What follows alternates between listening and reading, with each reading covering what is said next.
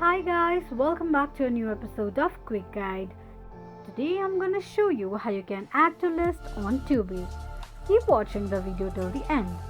To add to list on Tubi, firstly go ahead and launch open your Google search. On the search box at the top type in www.tubi.com or just tubi.com and make a search. Log into your Tubi's account and it will take you to the home page of Tubi's account. Scroll down or search for a movie or TV show that you want to add to your list on Tubi and click on it.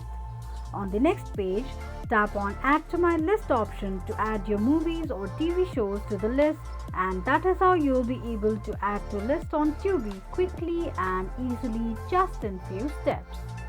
If you have any thoughts or queries, let us know in the comment section.